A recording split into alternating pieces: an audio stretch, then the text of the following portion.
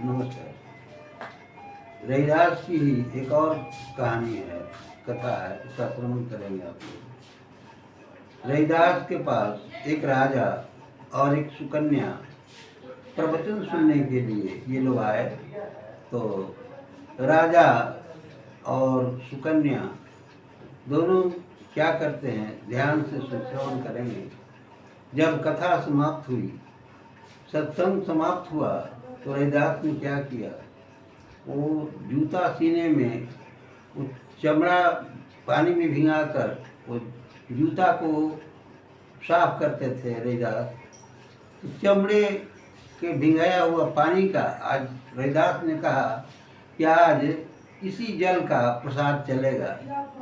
तो राजा भिन्ना गए और कहा, राजा ने कहा कि अरे कैसा है, गंदा पानी का प्रसाद चला रहा है।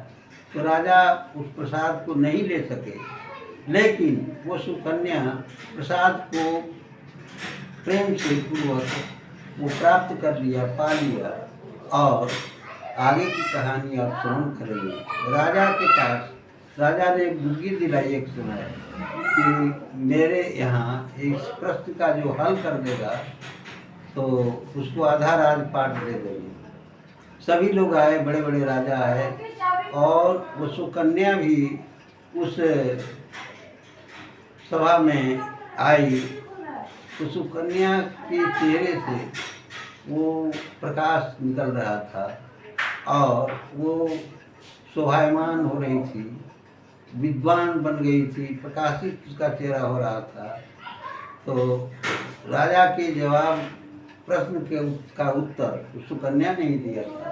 सुकन्या से राजा ने पूछा कि तुम्हारे अंदर इतना तेज और प्रकाश कहाँ से आया। तो सुकन्या ने कहा कि आपने वो रैदास के प्रसाद का घृणा किया था, वो नहीं प्राप्त कर सके थे, और उसी प्रसाद के बदौलत मुझे इतना ज्ञान और प्रकाश मिला है। तो कहने का तात्पर्य यह है कि संत महात्मा अगर कुछ वास्तव में जो संत होंगे दे देंगे तो मिट्टी भी प्रसाद बन जाएगी, गंदा जल भी कितना उसमें तेज आ गया, उसमें कितनी शक्ति आ गई कि सुकन्या विद्वान बन गई और उसके चेहरे से प्रकाश निकल रहा था। तो इतना ही कहकर मैं अपनी वाणी को विराम देता हूँ। श्रोताओं को नमस्कार।